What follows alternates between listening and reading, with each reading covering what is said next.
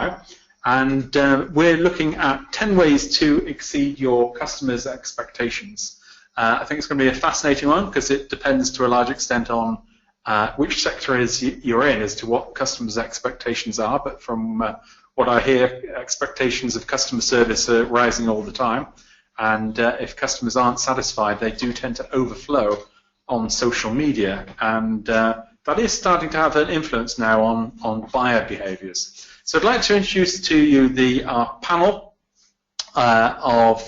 who hopefully will exceed your expectations for today's webinar. Delighted to introduce a regular listener to our webinar program and regular contributor to the chat room, Neris Caulfield from Injection Consulting.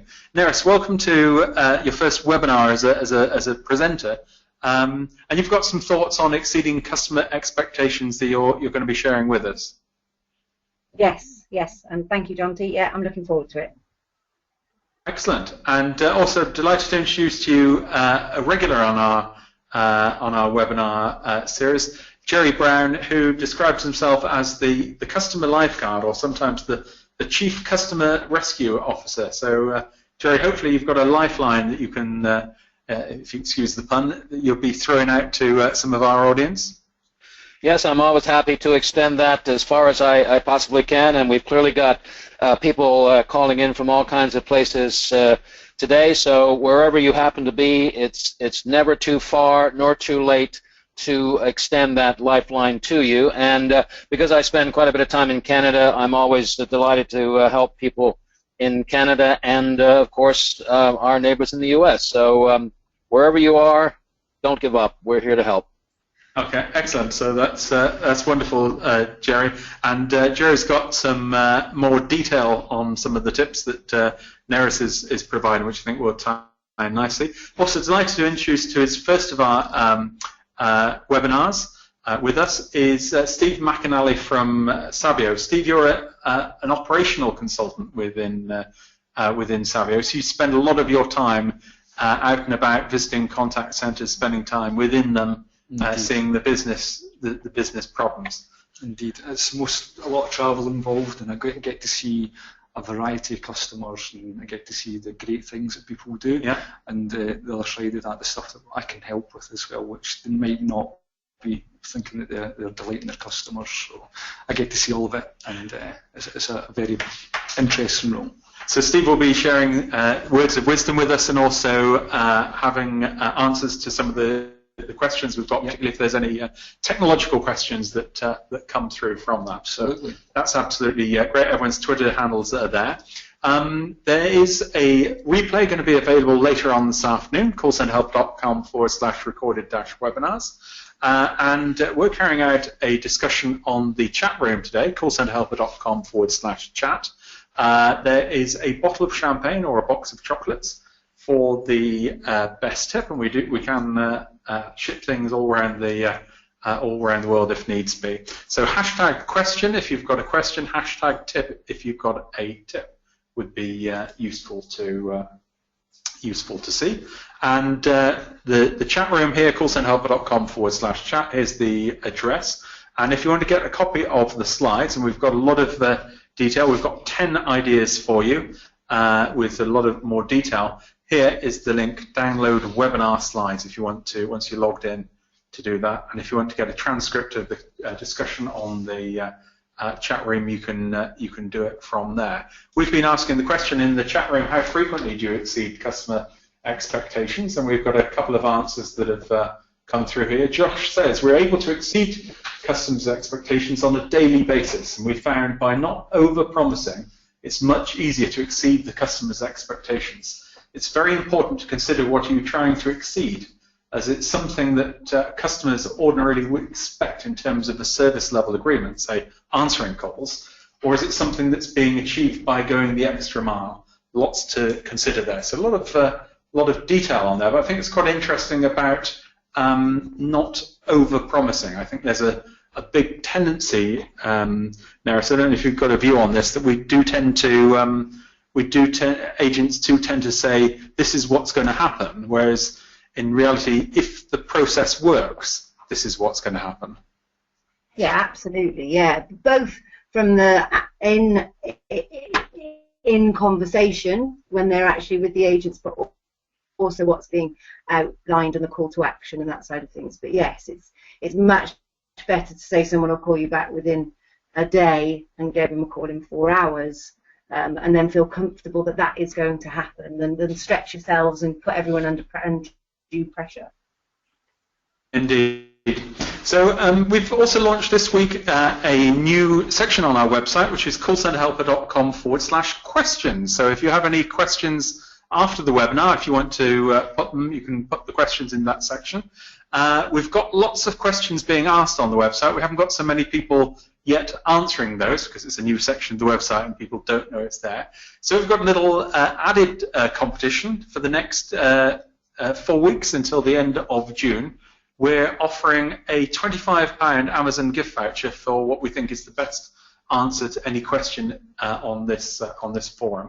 We already sent our first voucher out last week, which has been well received. So if you've got feel you can contribute an answer, a good chance of winning a prize there. Sorry, do panelists qualify for the prize as well, or are we exempt? I think it's the best answer we get.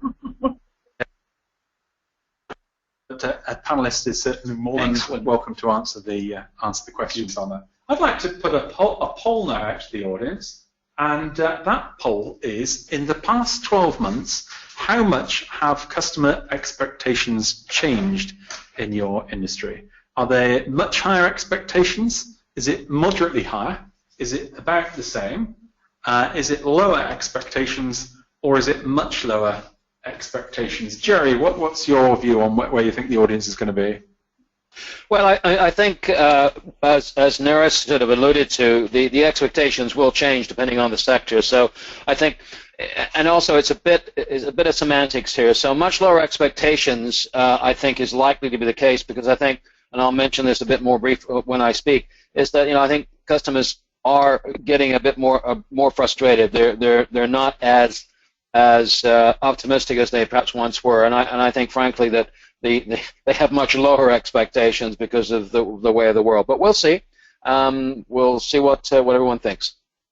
Okay, well let's have a look, and it's certainly a good point. I think as people are experiencing more service, the expectations may be there. But what we're seeing, 27% say it's much higher expectations, 43% moderately higher, 27% about the same, and only 3% show much lower expectations. I think that's absolutely fascinating. And what I'd like to do is let's drill down on that, and I'd like to have a look at if that's the case, what is happening in terms of customer service budgets. So let's have a look. So in the last 12 months, how has your customer service budget changed in your organization? Is it much higher? Is it moderately higher? Is it about the same? Or is it moderately lower? Or indeed, if you're possibly in a government sector, is it much lower? So I'd just like to vote on that. It'd be interesting to see what the answers are going to come through here. And I think we've just about got everyone voted here. And I think we've got a bit of a dichotomy coming out here, because in terms of budgets, customer expectations seem to be much higher or moderately higher. In terms of budgets, overwhelmingly, about 54% are saying about the same. 19% moderately higher, 19% moderately lower, 5% much higher, 3% much lower. So on average, budgets seem to be largely static. Steve, your thoughts on that dichotomy? Raising expectations, same amount of budget. That sounds like the old doing more for less. That's exactly what I've written down, actually, John, because the more I spend time with our customers, a lot of our customers are asking, so how do we actually get more from our existing resource pool without spending more money? So that might be around productivity or quality as well. So the quality of the conversations, it might be something to do with technology as well. So can we invest in technology that's net neutral so we can get a return on investment really quickly? I think the thing for me is service propositions are definitely maturing. They have matured over the last 15, 20 years, and we quite frequently talk about the John Lewis and First Direct and these kind of Amazon's were put on a pedestal, and I think that shifted the bar for expectations as well. So people see in experience, it's a customer experience for people that contact these organisations. I think they start to expect that from everybody else. And then when organisations realise that's what they're trying to do, they're trying to do that with the same budget. So I'm not actually surprised at the two poll responses that we got, John. Well, I think it sounds like we've hit the nail on the head in terms of the content of this webinar. And so I think it's probably about time now to jump across to Neris Caulfield from Injection Consulting, who can share with us some of the ideas of how we can get around this dichotomy of exceeding our customers' expectations if given the constraints of the budget we're faced with. So, Neris, let's transfer the baton across to you, and Claude, if you can just pass the baton across to Neris, that would be great. Okay. Can you see me yet? Not quite yet. No. There we are. Yeah. There we are. Okay. So Okay, thank you. So hi, it's great to be on this side of the webinar. But yeah, so my name is Neris Caulfield. I have been in outsourcing contact centres, for 19 years now, and so that means I've worked with hundreds of brands and been involved with the likes of running services for British Gas, Vodafone, Volkswagen, and many others, all of whom have brands that they need to protect and deliver a very good customer service to in the contact centre. Now I'm a consultant, and I spend my time as chair of the DMA Contact Centre Council, judging contact centres and individuals and delivering consultancy within contact centres. So I guess one of the interesting things that Josh, you alluded to is 90% of frustration comes from misaligned expectations, and expectations come from previous experiences, word of mouth, and they come from what's being told to people, customers. So really it's a case of understanding what your implicit and explicit expectations that you're putting out there for your customers, because in order to exceed them you have to know what they are at the moment. So if your call to action says ring our experts, then don't give me somebody that can't answer the question, and or call and have a chat with our loving, caring team. Don't give me somebody very abrasive. So it's about understanding what you're putting out there. As an example of that, I saw a website the other day, says a little about us. We're passionate about what we do. That's on the copy of their website. And when I go to their contact us page and I say, how long are you going to take to get hold of me? Obviously, instantly, they're passionate. No, they're going to take 3 working days to come back to me, which doesn't seem very passionate to me. So it's my first 2 tips are, what are they going to expect? Have a look at your websites, have a look at your call to actions. What are you saying out there? And walk your walk. How would you feel if you contacted you? Mystery shop your own contact centre. It's an action that has to come out of today. It just happens far too irregularly. So yeah, ring your calls, ring your contact centre, listen to your agent, listen to your IVR, and I guess that's the very first step in thinking about how to exceed, where there's margins of improvement to exceed your customer expectations. The next thing I think is important is understanding where you are, where customers expect to get hold of you. So this is a topic that's been well discussed, but a study by Simply Measured showed that 30% of brands have a dedicated customer service handle on Twitter, and just over 5 hours in terms of response time. So if you're on Twitter, what should your expectations be in terms of responses? And if you get it right, like this example of McDonald's with 64 million followers on Facebook, you'll get somebody like Kat who says, when a company has good customer service and responds quickly and nicely, they deserve positive feedback. Now that's not hard to respond positively, nicely, quickly, but because so many people get that bit wrong, people are delighted when they get it right. So another point is what hours you're going to operate. So if you decide to have a Twitter handle, then are you going to operate it within those 9 to 5 social media hours that are constrained because you've probably got it within the marketing team, or are you going to be a 24/7 operation? And all that sort of thing really needs thinking about, and I see so often knee-jerk reactions to what channels are going to be put in, like, oh, we're a solicitor's firm, let's have Snapchat. No, you don't need Snapchat. Get the channels that you've got out there right first, and then start bringing in other channels. So I guess my next tips are understand why and how customers want to connect with you, and decide how, when, and with who you're going to manage the social media. And I say get it out of the hands of marketing, and I'm quite passionate about that because I think marketing love being involved in social media, and that's fine if they're pushing out messages, but it's not fine in terms of the customer service responsiveness, because that's not their bag.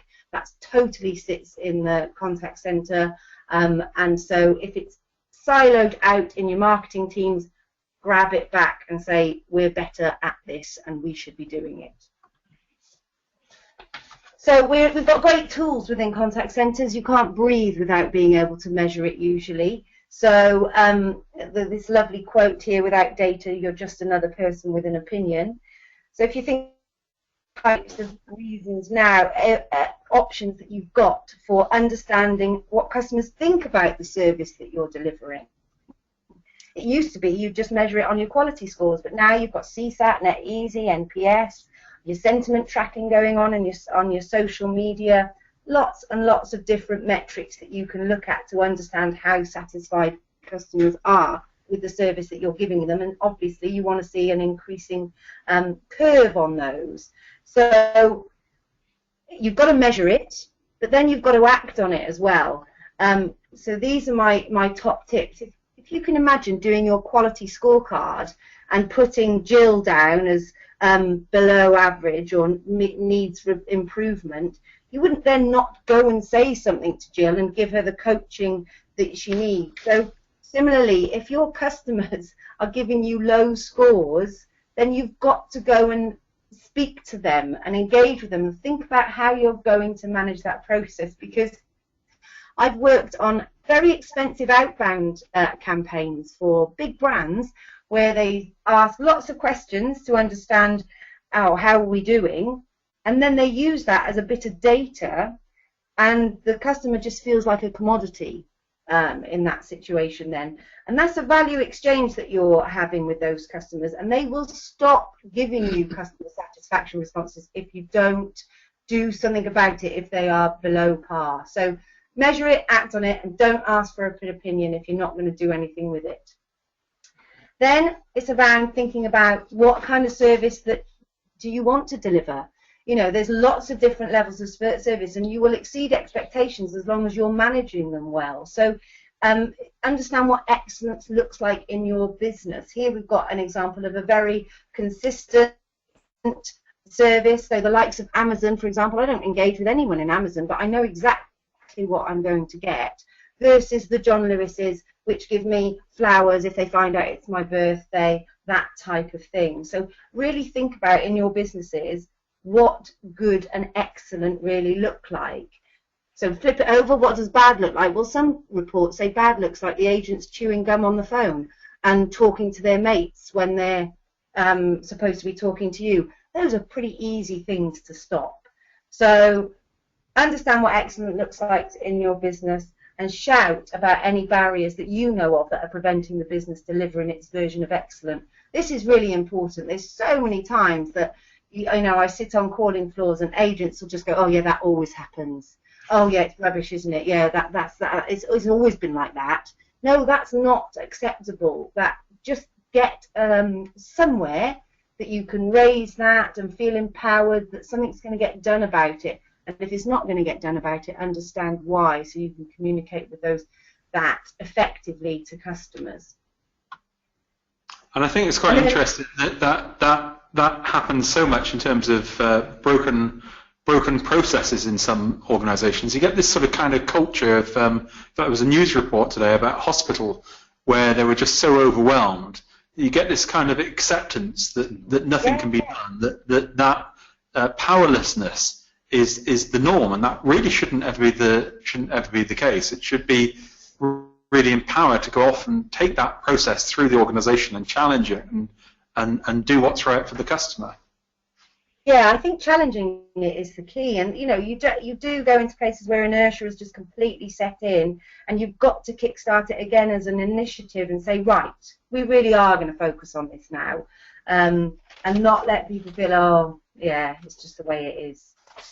So on that note, I think I was judging awards recently, and I wasn't surprised that quite a few of the candidates were from care backgrounds, and I think if you care about customer service, then you are going to want to make a difference, and you're going to want to raise your hand when you hear clients and customers that are getting frustrated, and you're going to want to make those test calls. So it really is about thinking about it, making it embedded within your organisation, and then thinking about giving time to doing it. AHT, thankfully, is seeing itself being put in the bin as a metric to deliver good customer experience, because obviously they don't work very well together in most instances. So if customers are calling you, they want the time to explain and attention they need. Average call handling times have gone down from 3 minutes, from 3 minutes to 10 minutes in the last 10 years, and that's because when they engage with it on the voice channel, they want time. So give them time, and then also the guys on the front line, the most important critical piece, the agents, give them the time to get it right. Don't be there with your wallboards and your whips saying, come on, come on, come on, move off the phone. So I think delivering excellent customer service takes a whole lot of energy and effort from an organisational perspective. It's going to take time, but it will be worth it in the end. And that's it. Wonderful. Well, thanks very much for that, Nerys. I thought it was quite fascinating, your thing there about giving agents the time, and it was very encouraging to see now that I think on a webinar we did a month ago, for the first time I saw less than 50% of people actually saying AHT is used as a agent productivity metric. So I think that's a real sign, down from about 85% 5 years ago. So quite a sea change happening there in terms of metrics. And it'd be interesting to see from an audience perspective, if you'd like to put into the chat room, what metrics you're using to check you're exceeding customer expectations. And it's sort of not just your service level, but how are you pitching that against what the expectation is. It would be fascinating to see. See if you're about to comment then. It was more around the part about AHT. I think it's certainly moved from a hardcore metric that used to beat our advisors up about to more of a planning metric. It's something that planners need to calculate how many people that we need to answer the contacts. So I'm glad as well to see it move.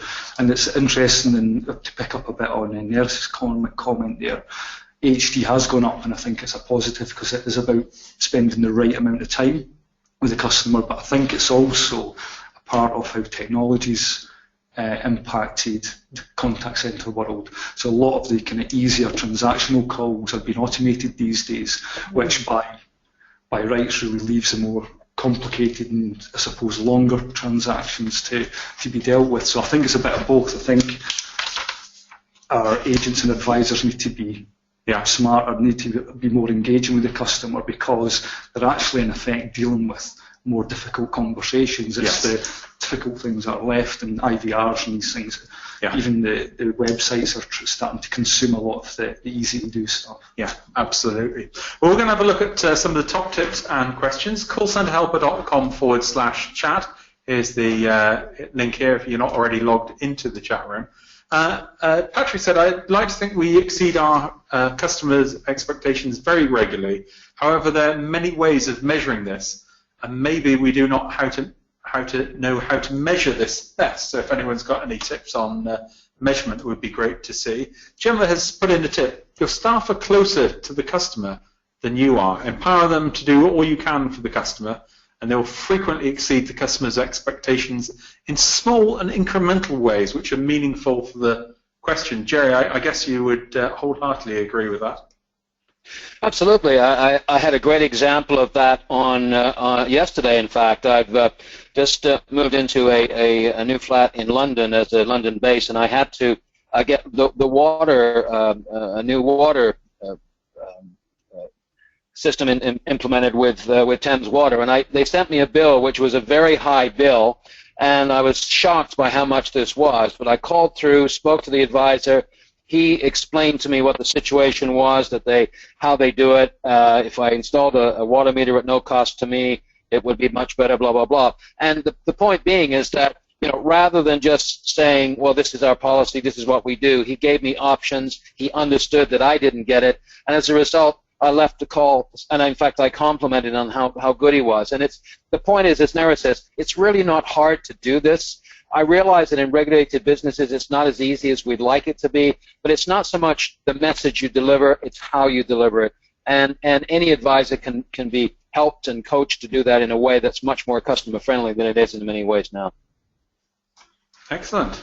So let's have a look at, I think we've got an audience question here. How easy do people find it to measure outcome or resolution? Neris, I don't know if you've got any thoughts on this one, or whether we need to push this to the audience?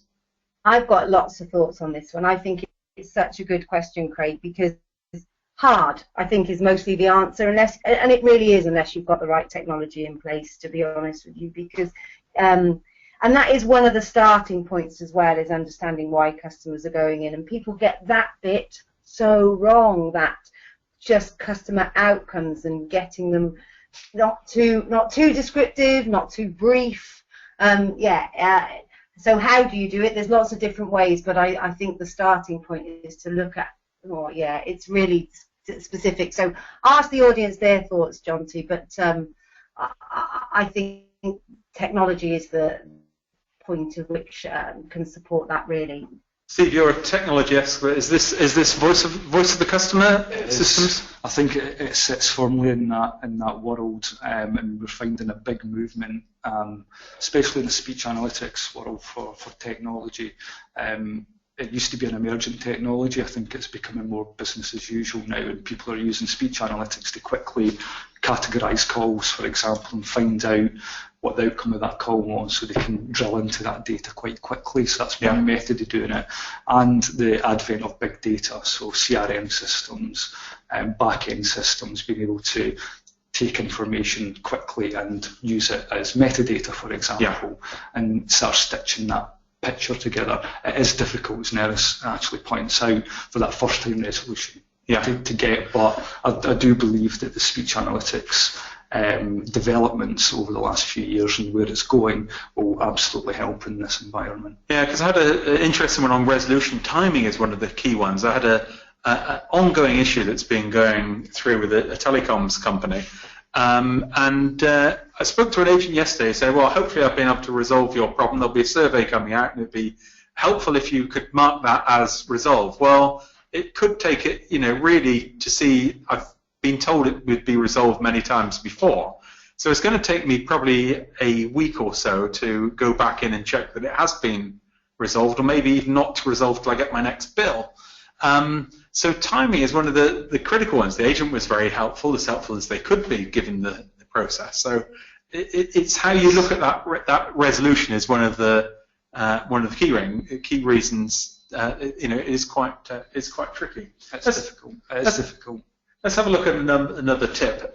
Josh says, detractors are very important to your business. Invest as much or even more time in your detractors as you do in your promoters. It's also very important to consider that passives are the future promoters. You need to invest time in these customers to improve your net promoter scores. Joe, it looks like on social media, a lot of social media teams spend a lot of time on detractors. Do you think this is the best use of investment? Well, I think the problem that many businesses have is when they ignore these detractors. I think if you think about some of the best examples of things that have gone viral, my good friend Dave Carroll in Canada with United Breaks Guitars is probably the best example of what happens when you ignore someone that's upset. And I think while we recognize there are some trolls out there, there are people that just want to make trouble. generally speaking, you can identify those if you know that the person that you're talking to or the detractor you're talking to is a customer. Then you really need to take it seriously. If they're a troll, well, you just have to go through that as you must. But absolutely, you need to take these, because these guys can, especially if they're real customers, they can destroy your business, and we've seen many cases where that's happened. So absolutely, you have to take this seriously. And I guess also that they do help highlight problems that will also be affecting many customers as well. So if you like, the opposite of silent majority, or they perhaps represent the silent majority, don't tell you that there is a particular issue. Jonathan says, we've launched a customer satisfaction survey for each department to provide feedback on the main 3 areas that we set our call standards: listen, represent, and knowledge. We then look to improve by the scores. I think that's a really nice one. I think the listen and knowledge we tend to focus in, but represent, I think, that's quite interesting. That's sort of, so that's a bit like, I guess that's looking at empathy and rapport building. It sounds like it. Yeah, it sounds like a lovely idea that they've got this 360-degree feedback going on across the business. It looks like, so they're not just. It'd be interesting to hear, Jonathan, how that works. But yeah, that listening bit. It's really difficult to understand if they're talking about it from the customer perspective or across the piece. What's your take on it? Stuart? Steve? I missed that, sorry, I was actually... So, I beg your pardon there. So just I just think the more feedback, the better. Just bring it on. Just have swathes of it. So particularly around, like you say, though, that rapport, that empathy, that knowledge, because going back to that original point, there's so many instances where the call to action is call our experts, and then you speak to someone who doesn't really know what they're talking about. Yeah, indeed. Well, we've got another tip in from Laura, who said, I would have a discussion with the customer from the start as to what they expect from us, and then make an agreement as to what is expected. I think this is quite interesting. Summarize the call at the end and make sure everything has been covered, and therefore there are no mistakes being made. I certainly see it in a lot of complaint calls where there's a sort of almost hurry to resolve the problem, and sort of an assumption, oh, this is what it's all about, I'll just get that sorted, without really taking time to summarize that is the problem, or that's the only problem that affects it, and not necessarily agreeing what the next steps will be. One of the problems I see sometimes is the sort of timeout process. Like, we'll set that in, and then what will happen? But what will happen? There's not an agreement. What happens if something hasn't changed after 5 days? And or if you have a problem, what would we do next? And I think that can also be quite useful in terms of process. Jerry, any views on that? Yes, I think what happens quite often is that the advisors are so busy talking over customers, and the word they use frequently and that I would ban from the English language is obviously. Well, obviously, there's an obviously and obviously and obviously, and it's on. And I think that they forget to listen, forget to let the customer give them what is going on. And if more people did this, and then acted on what the customer actually said, rather than figuring out what they think the customer is going to say, they do a lot better. And the benefit of this, it will also hopefully preempt any follow-up call, because this is what happens. You don't get it done. As you mentioned in your example, you're going to have to wait to see if that problem is resolved. And this is just what happens. If you don't ask that additional question, and just saying, is there anything else I can help you with today, I'm afraid isn't the right way to do it. The way to do that is to perhaps put some things in there. Are you okay with the billing process? Do you know what this is going to be? Do you know how to do this, etc.? Just to cover some basic things that probably would eliminate any future calls. And that's really all about expectation, isn't it? It's all about saying, this is how we would like to deal with you. This is how we want to treat you. And if you do it that way, you're more likely to have a great reception, a good NPS score, and eliminate any future calls. I think that's great words of wisdom there, Jerry. And I wonder if the audience got any other phrases that a contact center agent or customer advisor should never use. Two of my favorites are Bear With Me. This bear seems to be on the back of a lot of contact advisors, along with I'll just put you on hold, which seems to be the catch-all for a variety of situations. And the worst one I saw was my system on is call centre on Friday, where it was donut day, and the donuts trolleys came in. There weren't enough donuts for everyone, so there was a mad scram. Everyone got put on hold, and they went off and got a donut before getting back to the customers. Let's take another last tip of this section, which is the second one from Gemma, who says, "Get into the work as a manager, so you understand the true customer demand in customer language. This will reveal different perspectives than your standard reporting and will give you a better idea of your customers' true expectations rather than those which you impose on your customers." So I think this is quite interesting because if I'm reading this right, it's understanding the customer language, because we can talk a lot about jargon. But I think it's also important understanding the true expectations. Neris, have you got a thought on this? Yeah, no, I think she's absolutely right, and I think that language piece is quite interesting. You know, I've worked in contact centres that have done a lot of work around in their training around sort of visual, auditory, and kinesthetic type languages, so that they can mirror their customers and make sure that they're not jarring with them from a language perspective. And I think that's really important, because that when you actually have that voice exchange, you need to make sure that you're able to service them really well and speak their language. So it seemed like a really good tip. Very good. Well, we've just launched a poll. Here's a question for you, which Neris talked about in her presentation, about service level time for emails. So is your time for emails 15 minutes or better? Is it within 1 hour? Is it within 4 hours? Is it 1 day?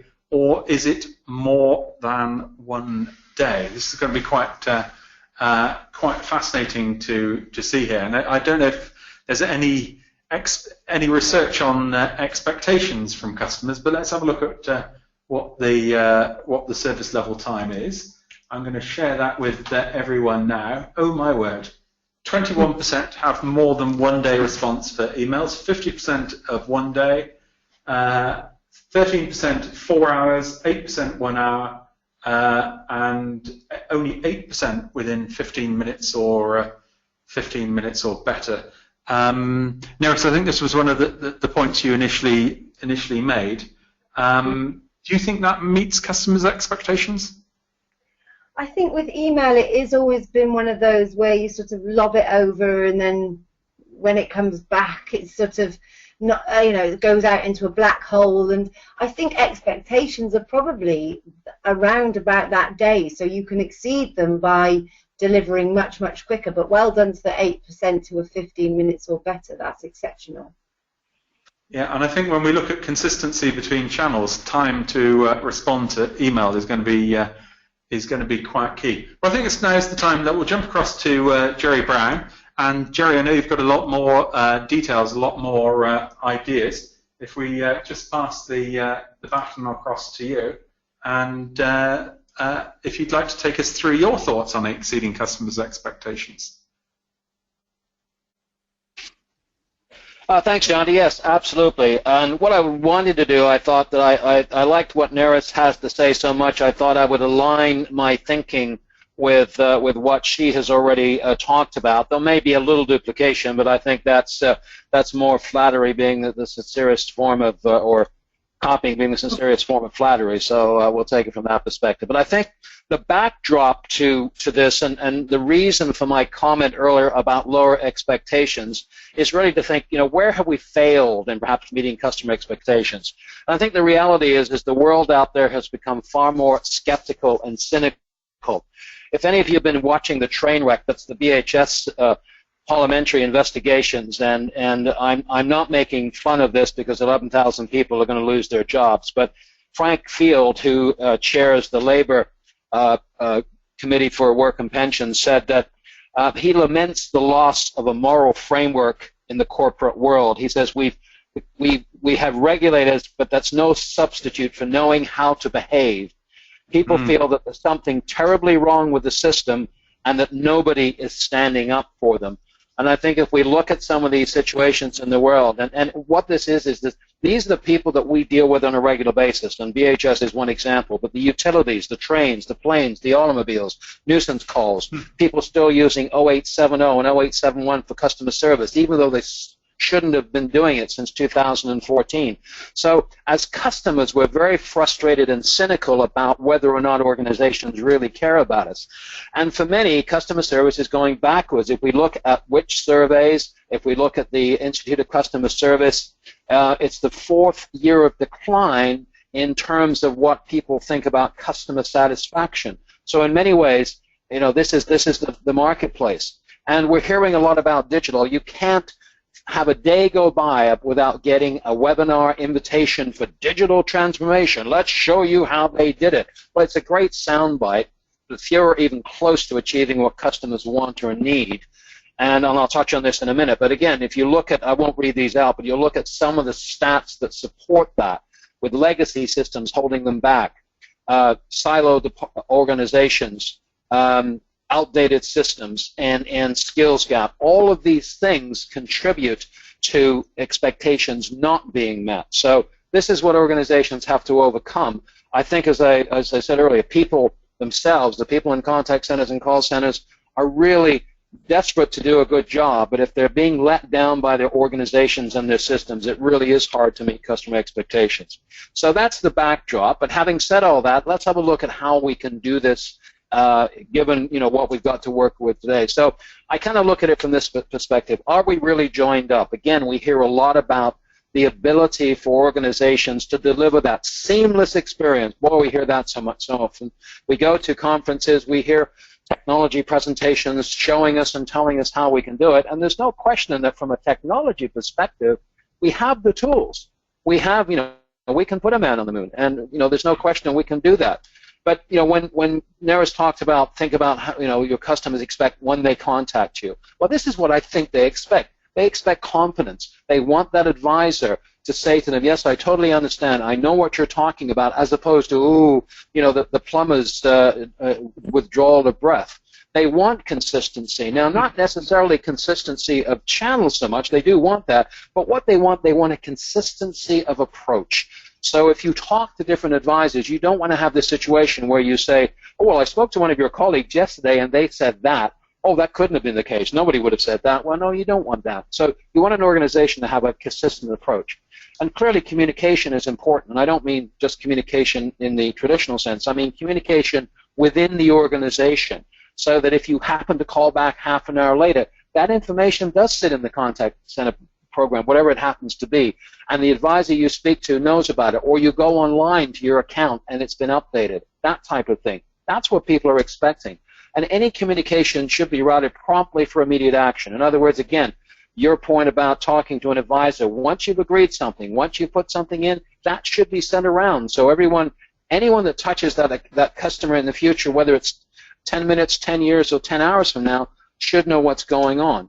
And apps where customers authenticate. How many times, and I want the audience to check this out, not right now, when we finish the webinar, go to any of your apps, especially the ones that you use regularly, banking, airlines, hotels, stores, any of those apps, go in and authenticate, which effectively you do, so you sign in, and then touch help, contact us, or something similar. See what happens. If you have anything other than a screen full of phone numbers, please let me know, because I think what you're going to find is none of this will happen.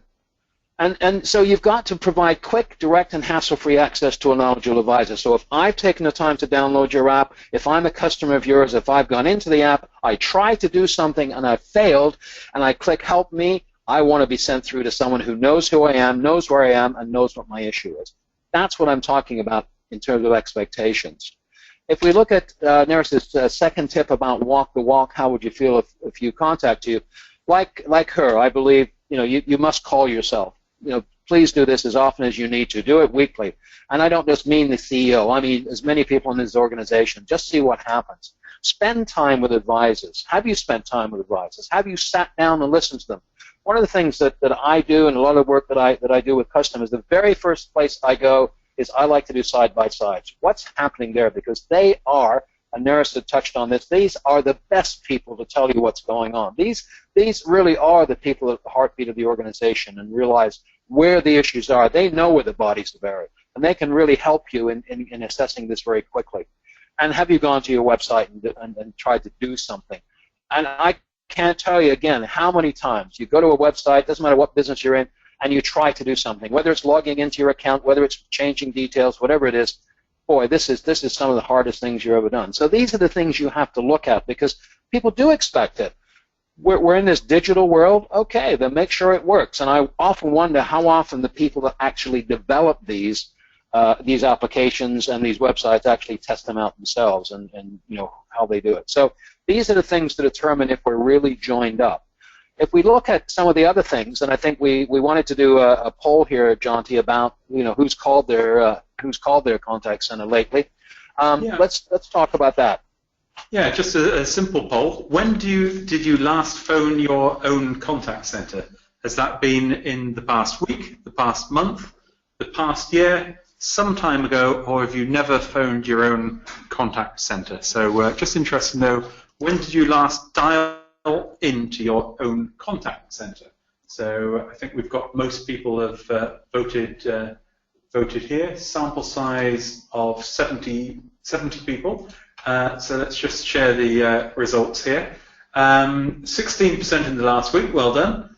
19% in the past month, 9% in the past year, and over half the audience, 19%, some time ago, or 38% have never phoned into your contact center. So if I think there was one takeaway that I would say from today's webinar, number one would be phone your own contact center. Obviously, wait till after this webinar is concluded before you do that. But that's a short takeaway there. So fascinating results there, Jerry.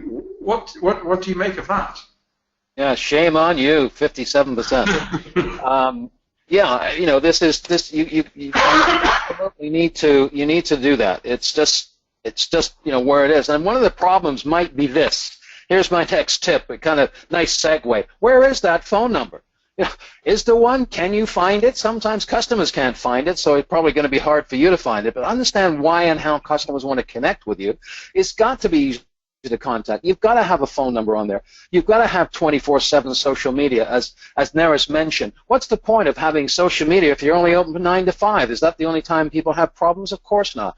And I say 2-hour emails. I think that's a reasonable time frame. I realize that you've got to do more if you want to do that, but we know technology, you can route emails to anyone you want now. And if you happen to be getting a lot, well, you know what? You may need to do things to change it. But if you're getting an influx of emails, then you really need to look at perhaps why that's happening, but you should have the capability of dealing with it within a certain amount of time. And you really want it, effortless to change. I mentioned this earlier. This has to do with the website. If I want to change my address, if I want to change any information, you've got to be able to do it. You've got to be able to do it any time you want. If you want to use your app to do it, if you want to use your computer to do it, whatever it happens to be, you need to be able to do that. And then lastly, full customer details available anywhere, anyone in the organization.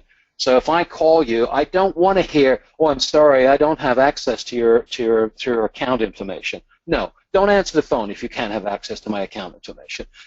All of this has got to be there. So it's about how and why customers want to connect with you. They want you to help them. If you can't help them, then you probably are better off not being exposed to that. So it's simple things like this.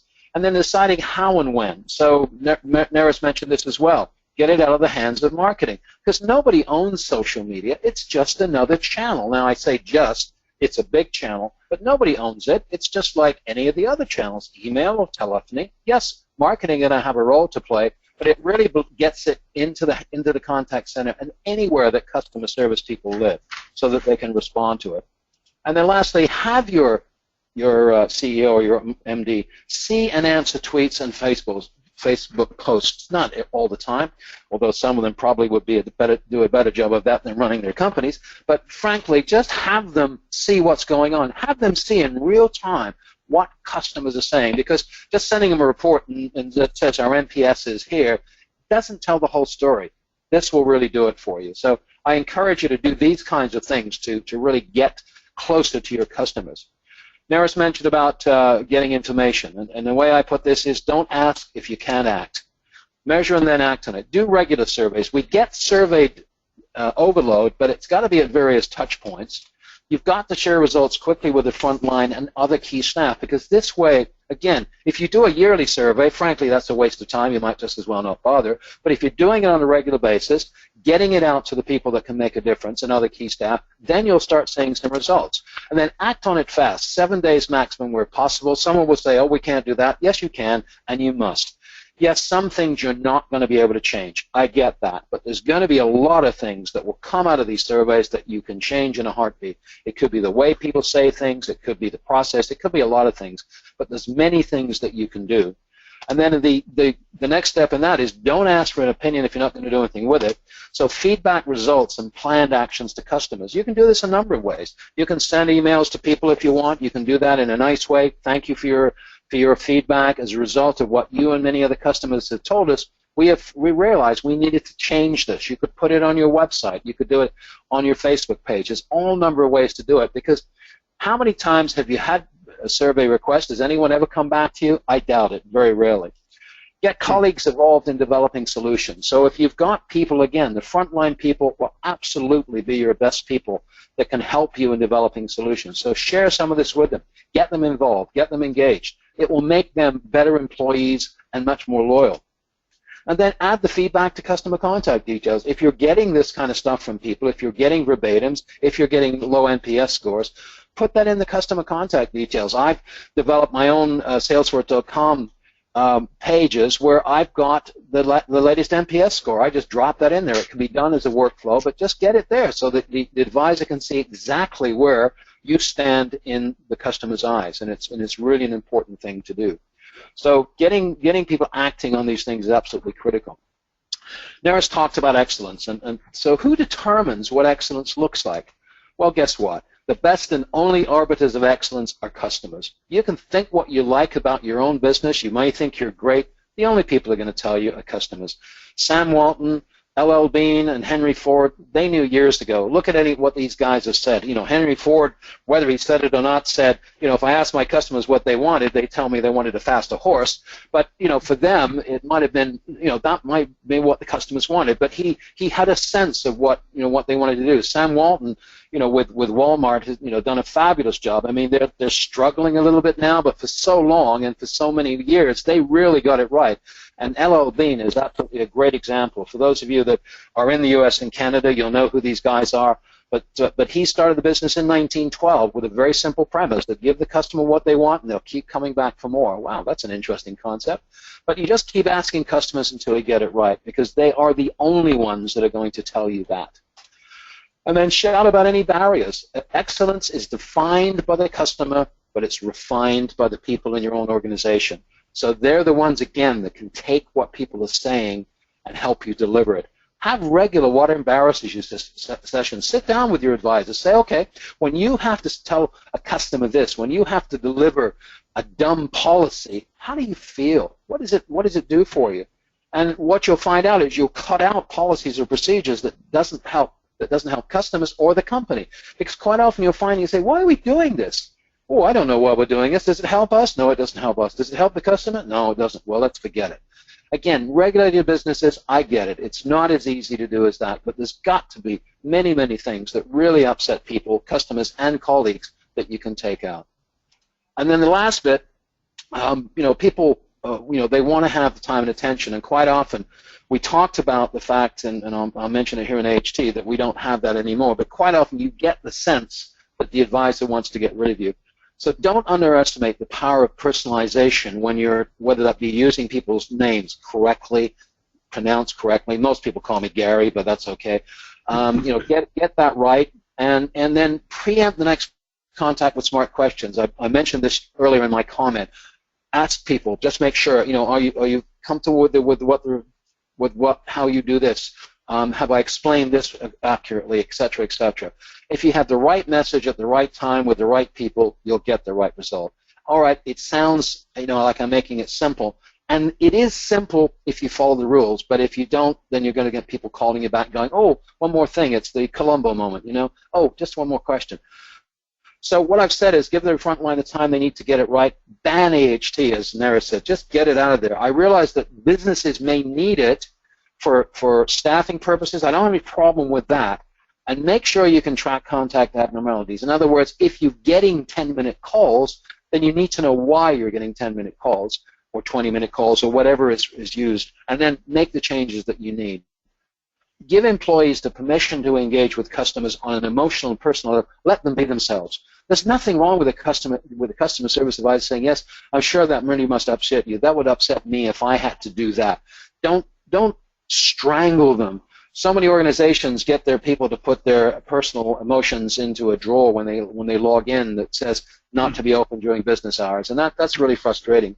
And reward the longest call of the day. All right, this is a bit of tongue in cheek, but Tony Hsieh at Zappos, and whether you buy into the Zappos zeitgeist or not doesn't really matter. But those guys have got a pretty good sense of how to do stuff, and I think you'll find that if you say to people, hey, you had a 10-minute call or a 15-minute call, whatever, that's great.